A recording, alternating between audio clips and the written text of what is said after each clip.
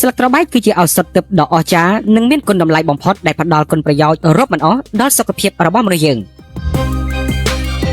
ទី1ស្លឹកត្របែកល្អសម្រាប់បេះដូង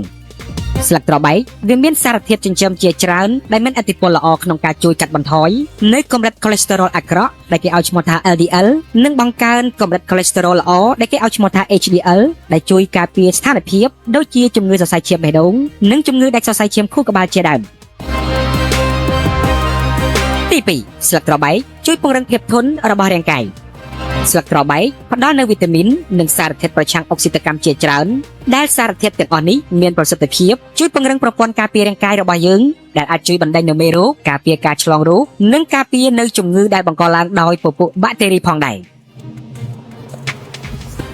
ទី3ស្លឹកត្របែកជួយគ្រប់គ្រងជាតិស្ករក្នុងឈាម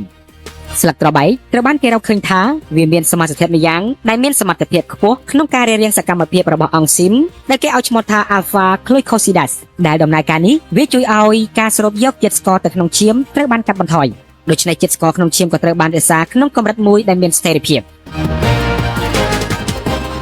ទី4ស្លឹកត្របែកផ្ដល់អត្ថប្រយោជន៍ដល់ប្រព័ន្ធរំលាយអាហារ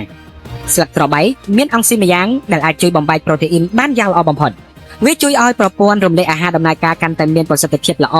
ដែលអាចធ្វើឲ្យការទទួលទានអាហារកាន់តែមានភាពល្អប្រសើរជាងមុនលើសតែពីនេះលក្ខណៈសម្បត្តិប្រឆាំងនឹងការរលាកនៃស្លឹកត្របែកវាក៏ជួយកាត់បន្ថយនៅអាការៈដំបៅដែលធ្វើឲ្យប្រសើរឡើងនៅបញ្ហាក្នុងក្រពះនិងអាចព្យាបាលនៃការហើមពោះជួយពង្រឹងប្រព័ន្ធរំលាយអាហារជាមួយនឹងការទល់លាមកជាដើមផងដែរ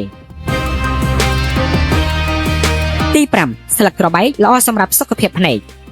ស្លឹកត្របែកត្រូវបានគេរកឃើញថាវាមានវីតាមីន A យ៉ាងច្រើនដែលវាអាចជួយកែលម្អសុខភាពភ្នែកការពារភ្នែកពីពន្លឺពណ៌ខៀវក៏ដូចជាពន្យឺតភាពចាស់នៃភ្នែកនិងការពារជំងឺភ្នែកឡើងបាយផងដែរក្រៅតែពីនេះការដែលប្រើប្រាស់ទឹកស្លឹកត្របែកជាប្រចាំវាក៏ជួយកាត់បន្ថយភាពអស់កម្លាំងនៃភ្នែកនិងអាចជួយព្យាបាលភ្នែកស្ងួតបានទៀតផង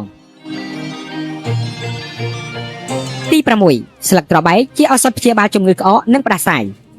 វីតាមីន A និងជាតិដែកដែលមាននៅក្នុងស្លឹកត្របែកពួកវាទាំងអស់មានប្រសិទ្ធភាពខ្ពស់ក្នុងការព្យាបាលជំងឺក្អកនិងជំងឺផ្ដាសាយបានយ៉ាងមានប្រសិទ្ធភាពការដែលប្រើប្រាស់ទឹកស្លឹកត្របែកគឺជាវិធីមួយដើម្បីកម្ចាត់ស្លេសក្នុងបំពង់កសម្អាតផ្លូវដង្ហើមនិងសួតរបស់មនុស្សយើងទី7ស្លឹកត្របែកជួយព្យាបាលជំងឺមាត់ធ្មេញ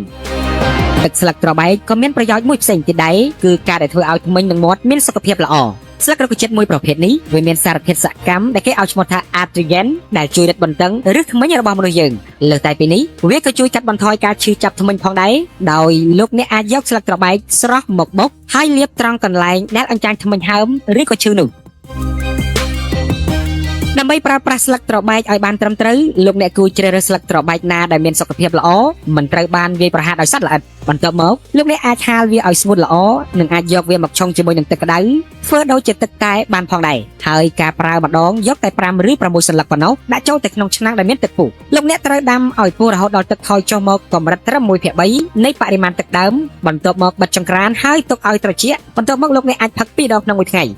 ដើម្បីធ្វើឲ្យវាកាន់តែងាយស្រួលទៀតនោះលោកអ្នកក៏អាចដាក់ស្លឹកត្របែកស្ងួតក្នុងពែងមួយរួចចាក់ទឹកក្តៅប្រហែល250មីលីលីត្រហើយត្រាំរយៈពេល10នាទីដែលលោកអ្នកអាចផឹកវានៅពេលថ្ងៃបានលោកអ្នកក៏អាចយកស្លឹកត្របែកស្រស់មកដាំទឹកផឹកដោយយកស្លឹក5ទៅ10សន្លឹកដាក់ទៅក្នុងឆ្នាំងទឹកប្រហែល50មីលីលីត្ររួចដាំវាឲ្យពុះនិងត្រូវដាក់លើភ្លើងបើកតិចៗប្រហែល10នាទីបន្ទាប់មកទុកវាឲ្យត្រជាក់ល្មមដែលយើងអាចទទួលទានបានក៏ប៉ុន្តែលោកអ្នកត្រូវចំណាំដែរថាលោកអ្នកគួរផឹកតែ1ឬ2កែវប៉ុណ្ណោះក្នុងមួយថ្ងៃនិងត្រូវផឹកក្រោយពីទទួលទានអាហាររួចម្យ៉ាងទៀតបន្ទាប់បីជាស្លឹកត្របែកមានប្រយោជន៍ច្រើនក៏ពិតមែនក៏ប៉ុន្តែលោកអ្នកក៏ត្រូវពិគ្រោះយោបល់ជាមួយគ្រូពេទ្យជំនាញដើម្បីទទួលបានការណែនាំត្រឹមត្រូវមុននឹងប្រើប្រាស់វា